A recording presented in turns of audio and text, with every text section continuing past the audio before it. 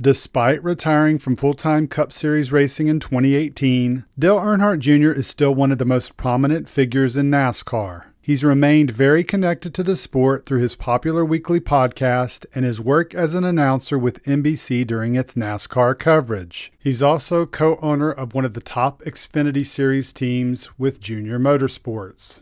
All of those connections provide him with unparalleled access to not only what's happening behind the scenes in the garage, but what's being talked about in NASCAR's front office. It's not uncommon for him to find out the scoop and casually drop nuggets of information into his podcast. One such instance happened earlier this year before Darlington. While Earnhardt is forward-thinking and has always been an advocate for improving the sport through whatever changes necessary, he was not a fan when NASCAR shifted the numbers forward on the next-gen car and openly voiced his displeasure with the move. Before Throwback Weekend, he talked on his podcast about how he wished that the number placement could be shifted back to its original location for just one weekend, in order to maintain the authenticity of the original cars and their appearance. For the Throwback Weekend, everything we do is and always has been about fan engagement, getting people to come to a race, getting people to enjoy what they're doing, enjoy race weekend. Fans beg for throwback nostalgia and authenticity. Yes. And you have the throwback, you have a little nostalgia, but zero authenticity here. And so, you're going to have all kinds of fans that show up to the racetrack wearing their old gear, their hats. They're going to be, everything about the weekend is going to be on point, except for the freaking race cars. They're going to be nothing even close. They're not even going to resemble anything that we've ever seen in the history of the sport. I'm just telling you, man, loosen up the guidelines. Chill out.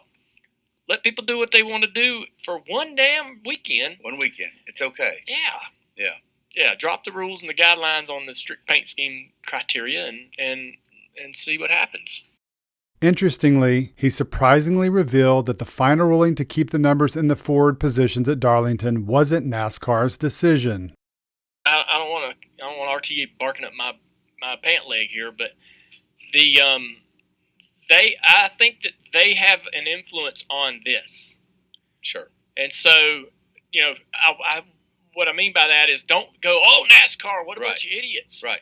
RTA sort of inspired the movement of the numbers in the first place. I believe that NASCAR was offering the idea to the teams, hey, put the number anywhere you want. Just keep it between the tires. You can have it slid back. You can have it slid forward. You can put it anywhere you want. Whatever works for you. Whatever your scheme desires.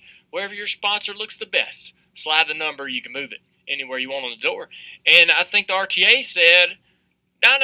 We all want the continuity. We want the numbers to be in one specific spot. An intriguing behind-the-scenes piece of information casually dropped in during the middle of his podcast. This past week, he did it again, and coincidentally, it was another item about change. It happened during the Ask Jr. portion of the show, when fans submit questions for him to answer. One fan inquired about the Xfinity series and its lack of identity, which Earnhardt had suggested several weeks before, and asked Jr. what changes he would make. The final part of his answer left those in the studio in disbelief. But the Xfinity series, the Truck series, and the Cup series have to matter to the manufacturer. The Truck series matters to the manufacturer because of their trucks, right? They sell trucks. Yeah. They sell trucks. The Cup series matters because that's the elite top series and they sell sedans, right? So the Xfinity series has kind of lost its purpose. What is its purpose to the manufacturer? The pony car thing was cool for a while, but it's the manufacturers obviously aren't married to selling pony cars every year, right? And it doesn't. They can sell them regardless. The Camaro or the Mustang or whatever. I don't think that the Xfinity series is having a huge impact on automotive sales in that market. There needs to be a bigger purpose for the manufacturers or some specific. A specific purpose for the manufacturers to want that Xfinity series to be there. Whether it's a type of engine, like this fellow mentioned, could be that. the electric car. None of us love the idea of an electric series in stock car racing. I don't think any of us really love it. Earnhardt proposed a hypothetical of what might happen using show producer Matthew Dillner in his example.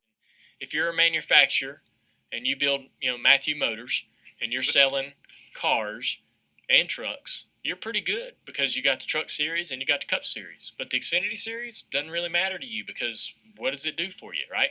Let's find out what that series can do for Matthew Motors, okay? If Matthew Motors needs to sell freaking 6-cylinder cars, then maybe that's what the Xfinity Series should be.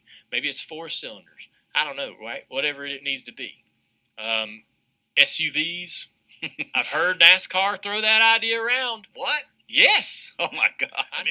NASCAR, as Jr. said, wants to appeal to the manufacturer. SUVs could be a part of that plan. So could electric vehicles. Just this week, KickingTheTires.net reported that it had obtained a leaked document that shows NASCAR's intention to debut a prototype electric vehicle ahead of the 2023 Busch Clash at the Coliseum. And that prototype would later be used in a racing series at 6 racing venues likely aligned with Cup Series events. NASCAR provided the website with a statement indicating they are exploring a potential electric vehicle. All of this lines up with what NASCAR President Steve Phelps said late last year during an appearance on the I Am Athlete podcast. Here's what I would say. There are all kinds of sound is such a big part of our sport, right? And there's a tradition, a history that comes with it, what they call an ice edge, an internal combustion engine. I think what we'll do in the interim, in 3 or 4 years, probably 3, is to have an internal combustion engine that has a hybrid piece to it, an electrification piece to it, but it'll still sound like one of our cars. Got it. Could we have? I think we. Like a we different may race, try out doing like an exhibition type deal. That's right? what I'm saying. Like just and something different. You don't have competitive pit stops. But, we need to make sure we're owning a space that someone else could take. New venues like the Coliseum, a street course in Chicago, the Next Gen car. Now add an electric vehicle to the mix. NASCAR is making bold moves and building toward the future. Some fans certainly won't like the changes, but as we've all learned in the last couple of years, this isn't the same old NASCAR Grandpa used to watch. And in order for it to appeal to the manufacturers and successfully compete with other sports, it has to be bold and take big swings. SUVs and electric vehicles certainly fit in that class.